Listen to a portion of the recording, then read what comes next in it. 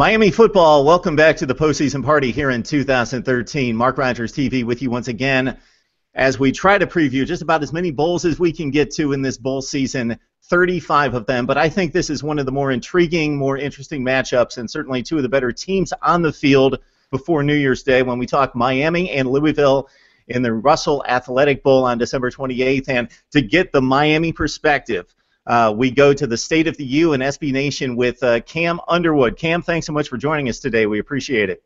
Thank you for having me, Rogers. All right, Cam, situation with Miami. I guess you could look at it in both senses. In one sense, this team started 7-0. They were a top 7 team in the country. They had that smackdown versus Florida State, and then things unraveled from there, and they end up in the Russell Athletic Bowl. On the other hand, this program has been down and out, off the radar from a national perspective, and they get to line up against a pretty good football team in Louisville down in Orlando in a nice bowl matchup after the bowl ban. So what's the mindset of the team right now? Honestly, it's just excitement to continue rebuilding this program, getting to a bowl game, albeit maybe a little bit lower of a bowl game than we were originally looking at after the start that you mentioned. But it's a great thing. Positivity on campus, having bowl practices for the first time in years, being able to recruit through that, also having players get more reps through these practices for player development for both this game and into future years is really going to be a great thing. Myself, I'm a UM alum personally, and all of the Canes family, we're just really, really excited for this game. Hey, Cam, before we get to maybe some X's and O's and some storylines, let's clean up a little business. So around bowl time, there's sometimes some suspensions, sometimes some injuries that crop up that really play into the matchup. Any type of issues out there for the Canes right now?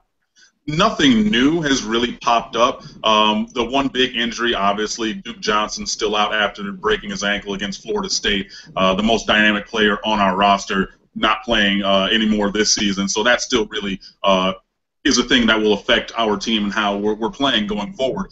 But there are no new injuries or issues. Obviously, going into a postseason game, no one's 100% healthy. Philip Dorsett coming back off of a knee injury, working in a couple other guys who've gotten dinged up throughout the year, but nothing really major other than Duke Johnson.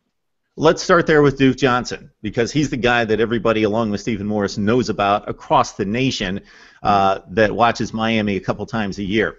Okay, Duke Johnson gets hurt against Florida State. I caught the North Carolina game, for example.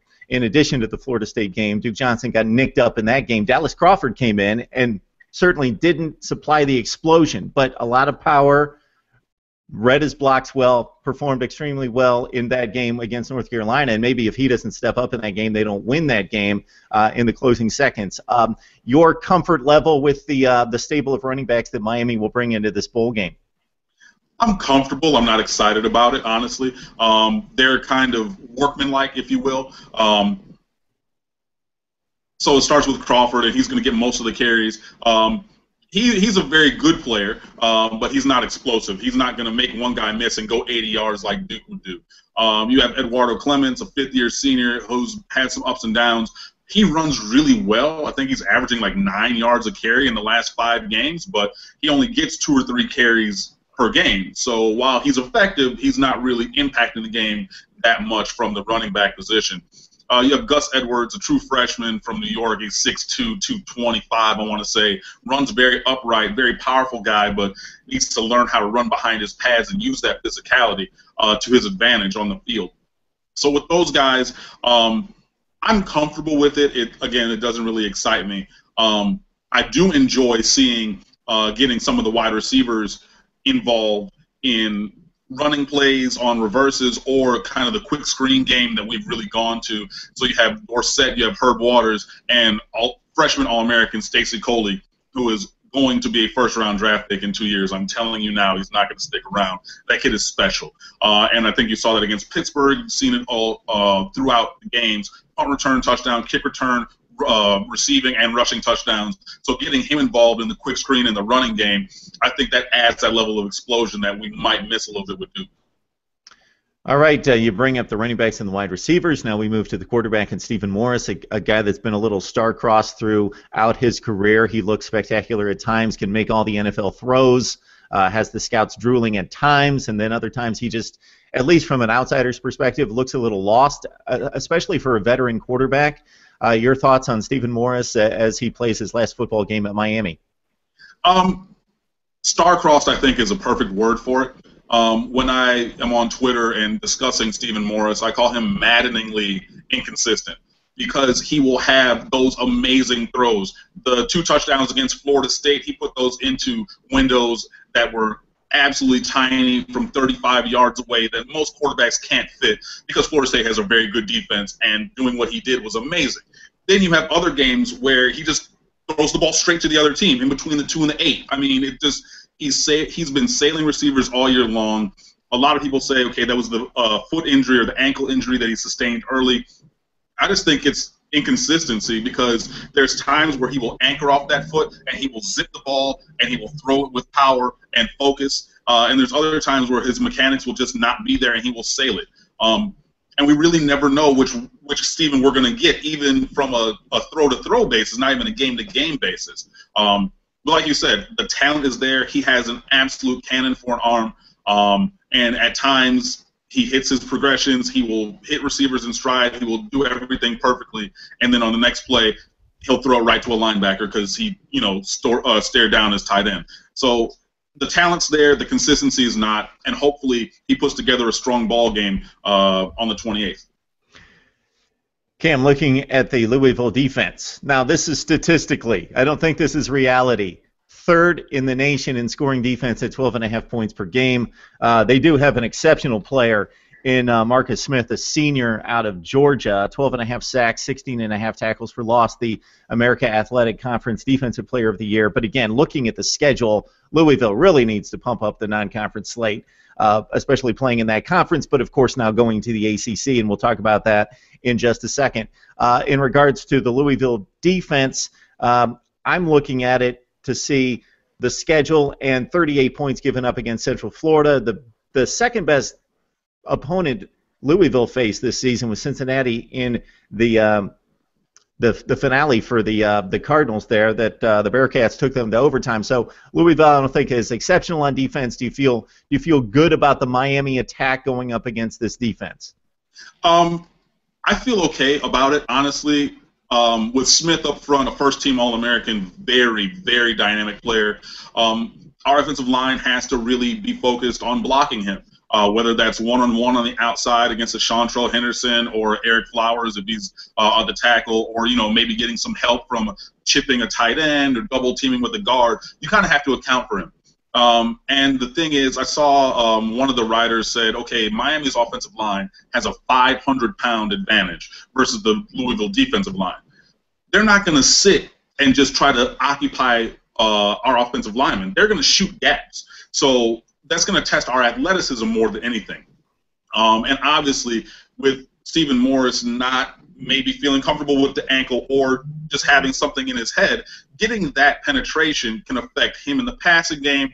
It will affect our running backs because, again, we don't really have that Duke Johnson who's going to make people miss in the backfield. So the front line matchup really matters to me. They do have a couple very good cover guys. So in going back and forth with some Louisville fans and other bloggers, they're saying, okay, we're going to take away Stacey Coley. We're going to take away Allen Hurns, your number 1 wide receiver. We're going to take away Dorsett and his over-the-top speed. And they might be able to at times, but I do see some advantage there. Hurns' routes have been amazing. His hands have been spectacular this year. I think he has the 2nd most receiving yards for a wide receiver in Miami history. Let that sink in for a minute. Stacey Coley, he's come on strong. Philip Dorsett has 4.3 or sub 4.3 speed. He's coming back. So there's going to be some times where I think we'll be able to pass the ball on them. In the running game, I just want to see us lean on them. We have those big guys up there. We do have athletic linemen, and we have running backs who can make one cut and go. They're not going to dance. They're not going to shake. They're going to, if we have an outside zone play, we're going to hit that corner. We're going to turn it upfield, and we're going to go. And I want to see the offense, be able to do that. Just lean on them, pound the rock, and hopefully wear down that smaller Louisville defense, and then play action, other things like that will become effective.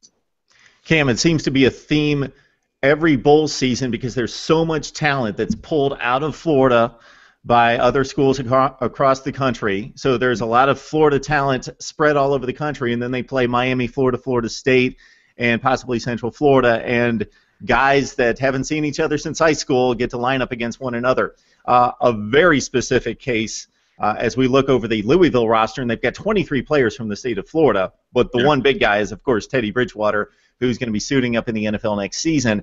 Coming from Miami, a Miami commit at one time, now facing some guys that he knows rather well. An interesting storyline to this football game. Yeah, it is. You know, he's from Miami Northwestern High School, so he played against and with a lot of people on both sides of this game, both at Louisville and at Miami.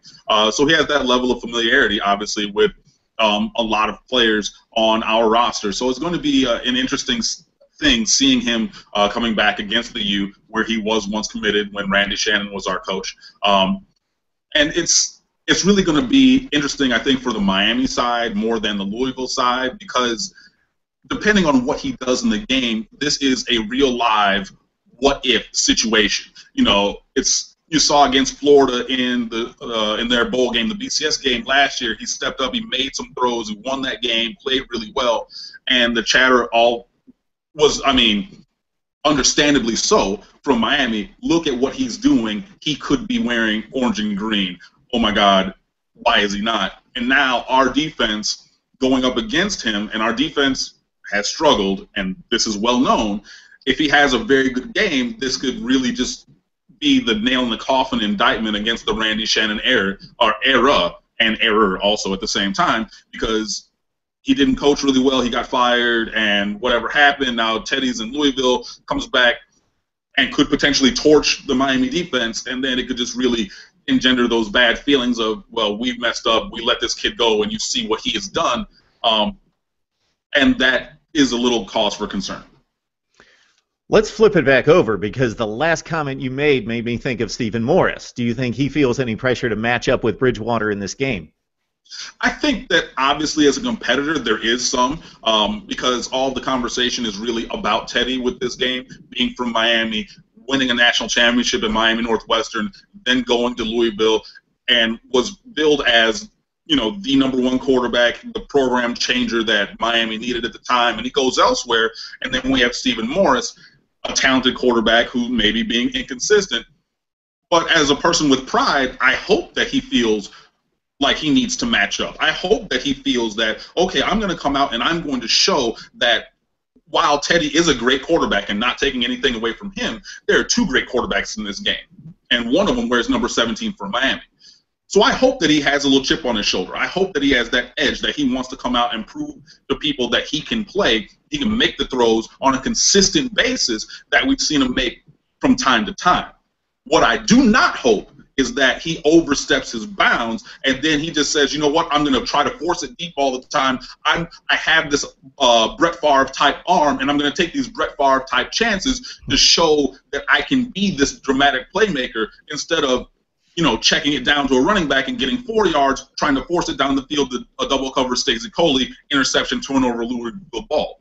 Okay, so those are the things that, I hope that he feels some kind of way. I want him to come out focused and motivated and dedicated and say, you know what, I'm great also, and you're going to see that. I just don't want him to go over the line with it.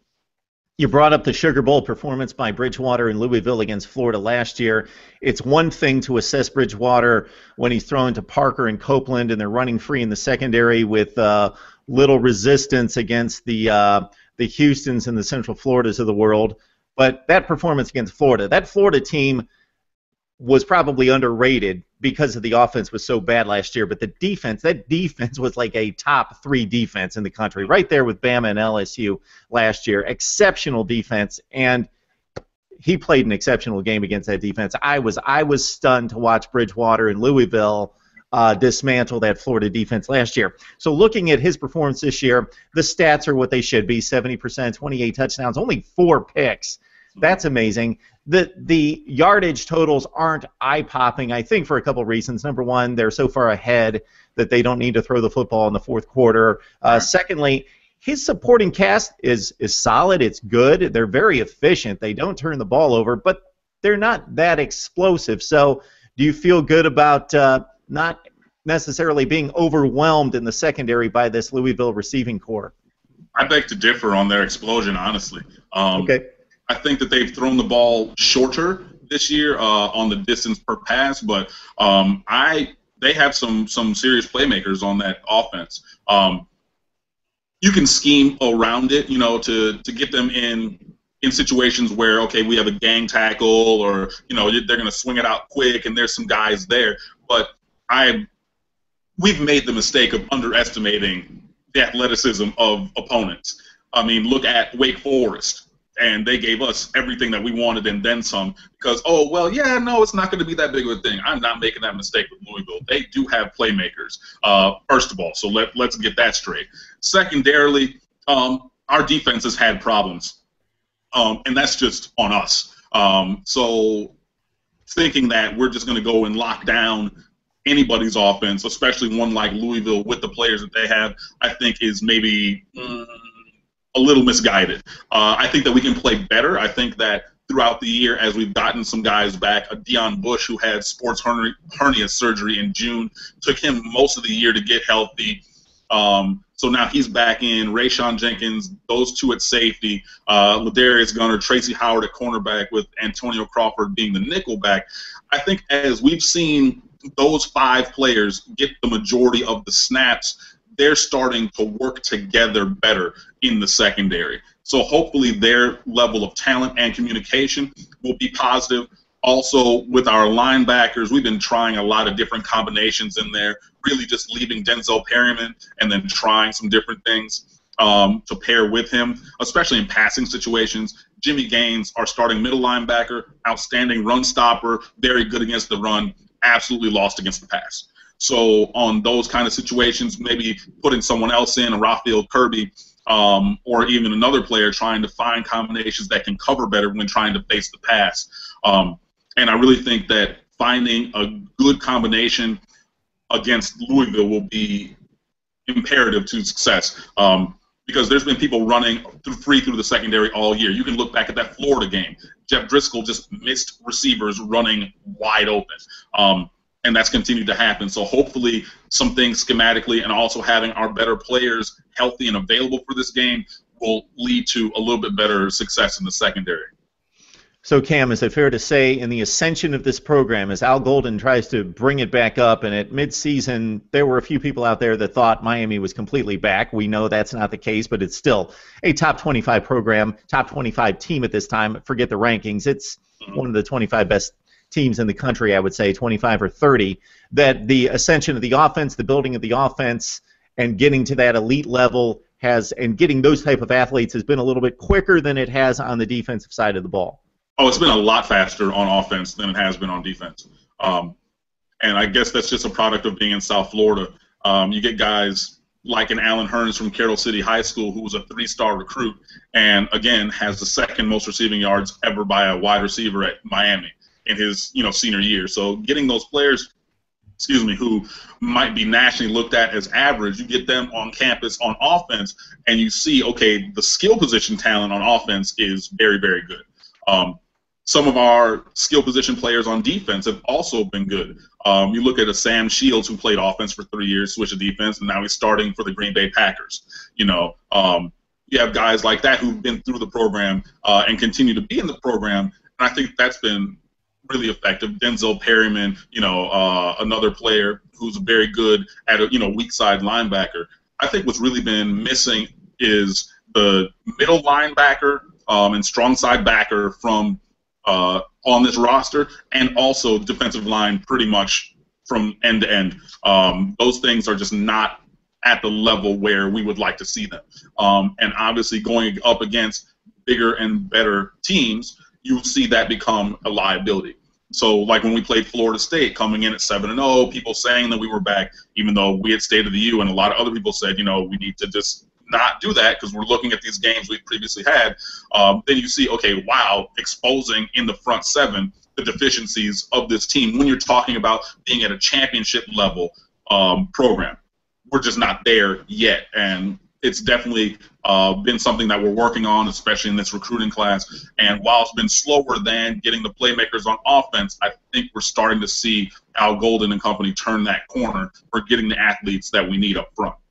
Okay, there's that name, Al Golden. Okay, so from an outsider's perspective who tries to keep up with everybody, but certainly can't anywhere close to you, my assessment of Al Golden is, and this is a simple one, it's amazing what he's done in holding this program together, not just on the field and winning some games and being competitive, but just getting through these trials, the mess that's ensued. At the same time, he's in a perfect place to do it and rebuild quickly because he's got that region of talent that's just amazing. Your assessment of Al Golden and his coaching job on and off the field at this point? On the field, I think that we're going in the right direction. We're learning how to close games. We're learning how to win games. And, again, looking at Wake Forest and North Carolina in particular, those are games that previous years' Miami teams, even last year, we find ways to lose that game, both of those games, easily. But this year, you can look at anything that happened. We found a way to stick it out and win, and that is a major positive step in my personal opinion.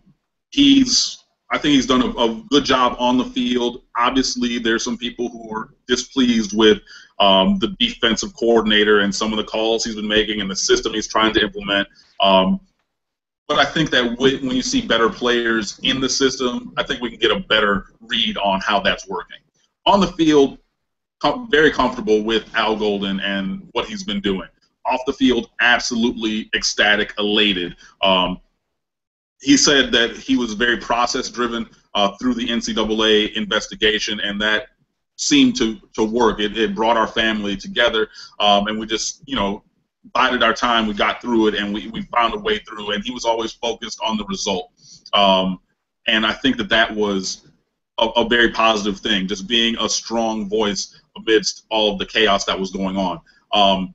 You see it starting to pay dividends little by little on the recruiting trail, getting a Duke Johnson, flipping a Tracy Howard on signing day, bringing in better players over time. Stacey Coley, another national-level recruit from our fertile South Florida recruiting ground. Getting those people, you're starting to see those things off the field in recruiting, in the conversations that you hear around Miami of other people just casually talking about the state of the program, the state of the U, talking about how Al Golden's doing, talking about, hey, if I have a kid in middle school, maybe instead of saying you need to not look at Miami anymore, maybe consider looking there. And just having those little things starting to turn in a more positive direction, I think is a really, really big thing. And I really believe that on National Signing Day this year, you're going to see a really very good class come in, and that's going to be a result of the last 2 years' worth of work that they've been putting in outside of the football stadium. So, Cam, you mentioned that you'd been doing some back and forth with some Louisville bloggers. So, Louisville coming into the ACC in 2014, does that add anything to this game? Are Louisville people wanting their football program to, in addition to just winning a football game and winning a bowl game because everybody wants to, going out there and making a statement, does that mean anything to them to say, here, we're coming your way? I think it does, and there have been rumors also that Louisville and Miami is going to be the season opener Labor Day weekend of this upcoming season.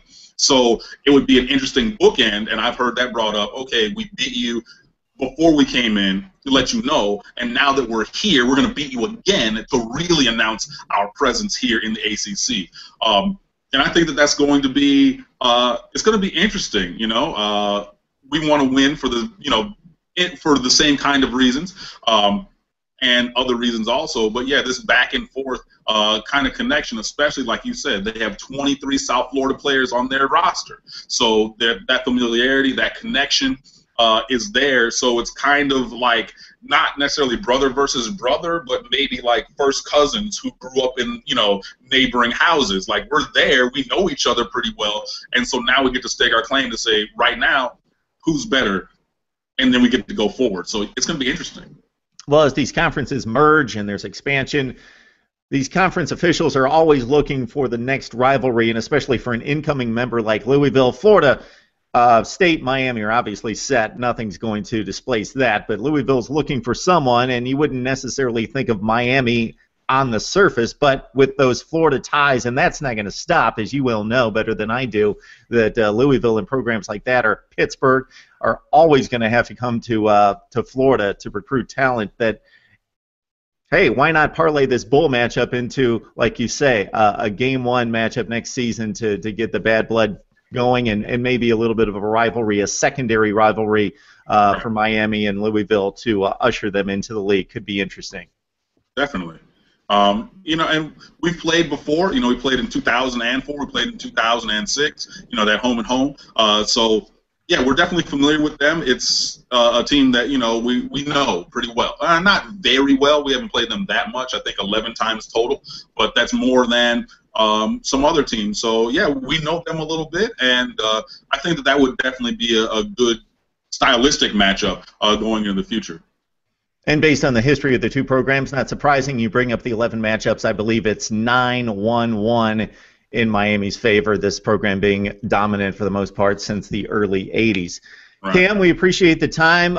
It's the State of the U on the SB Nation. He writes up some good stuff on Miami football, and the Hurricanes have a big one against the Louisville Cardinals on December 28th in the Russell Athletic Bowl. Thanks, Cam.